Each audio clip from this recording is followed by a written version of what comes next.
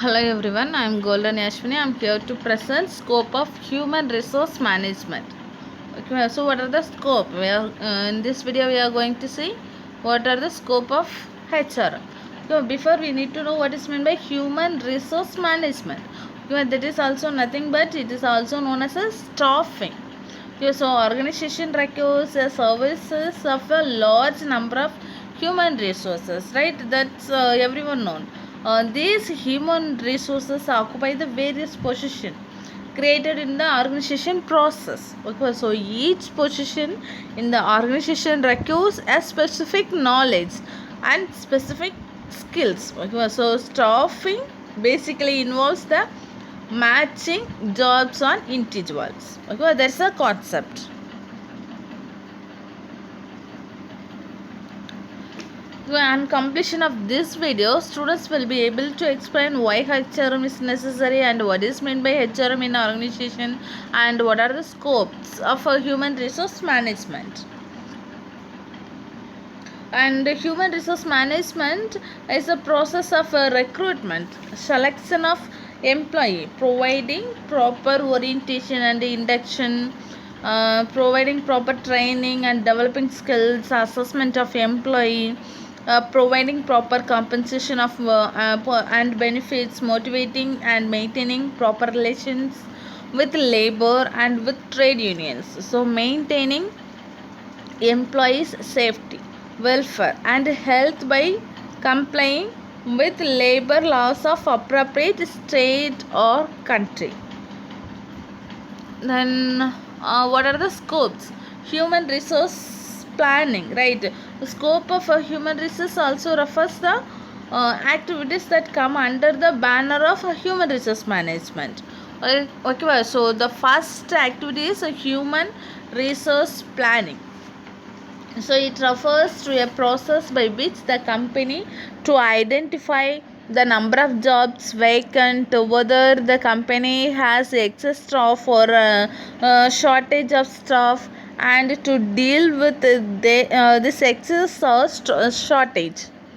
Then the second one is job analysis and design. So it gives a detailed explanation about each and every job in the company. Then the recruitment and selection. So based on the information collected from job analysis, the company prepares advertisement and publishes them in the newspaper. Because this is the recruitment. A number of applications are received after the advertisement is published. So interviews are conducted and the right employee is selected. Then orientation and induction. So once the employees have been selected and an induction or orientation program is conducted.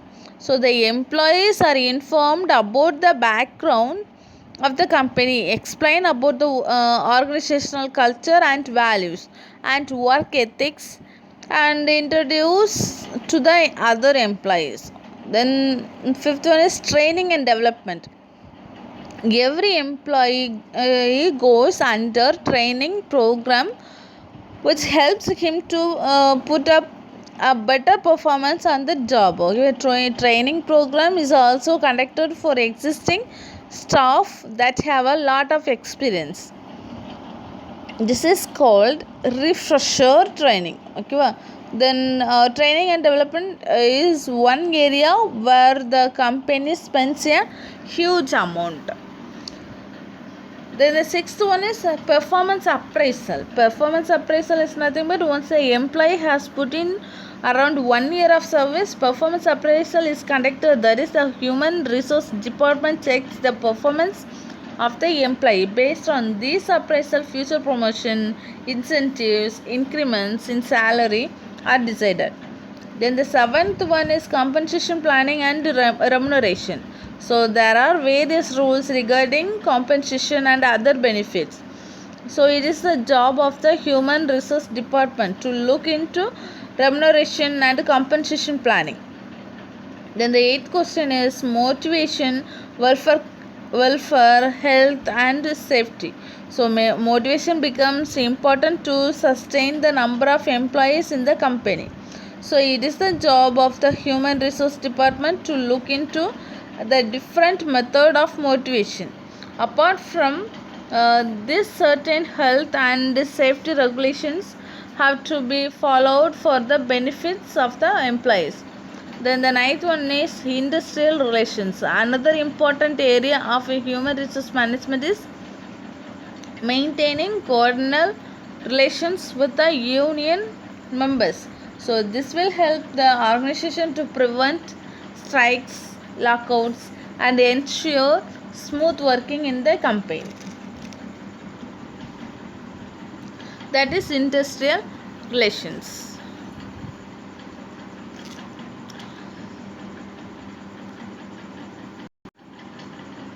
Then factors of affecting human resource management. Okay, so two factors are internal and external factors. First of all, we are going to see the external factors. First one is political factor. They include political stability, political parties and their political gimmicks, formation of new political parties, splits in trade unions, etc. So these changes in trade unions complicate the task of staffing. Then the second one is economic factor. So the number of economic factor affecting the staffing process of an organization, including national income, per capita income, in distribution of income and wealth, etc. Then the third one is social factor. Social environment consists of social roles, social values, caste structure, occupational structure, social forward and backward section, religions, culture, etc. So these factors also affecting the staffing. Then the fourth one is legal factor.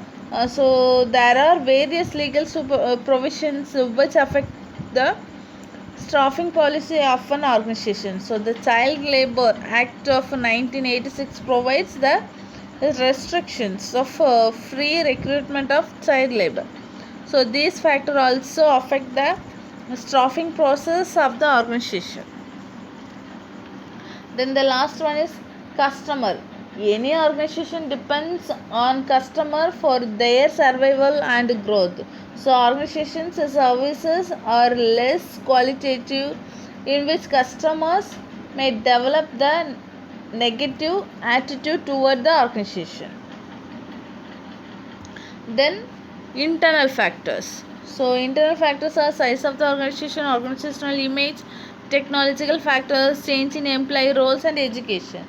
Okay, so the first one is size of the organization. Staffing practices depends on the size of the organization. A small organization cannot have the same staffing practices, but a large organization may have. Okay, then the second one is organizational image.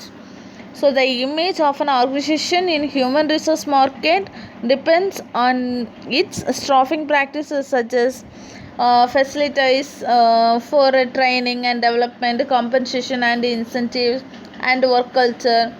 If all these factors are positive, an organization may be in a better position to attract the candidate and customers. So then the third one is technological factors. In technological changes, technical personnel, skilled workers and machine operators are increasingly required, while the demand for other employees has reduced. So the procurement of skilled employees and their increase in number of match the changing job requirements has become a complicated task. Then the fourth one is changes in employee roles. Nowadays, employees and management relationship becomes partnership relation in the organization. Okay, so the management improves the staffing process by following the activities, providing various fringe benefits to improve more. So introducing negotiating mechanism to redress readiness. So encouraging employee participation in decision making. Then the last one is education.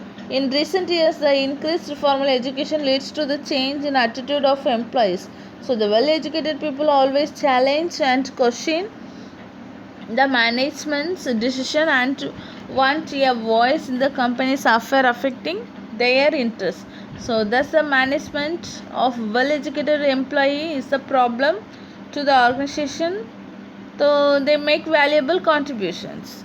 Well, this is the factors of affecting HRM.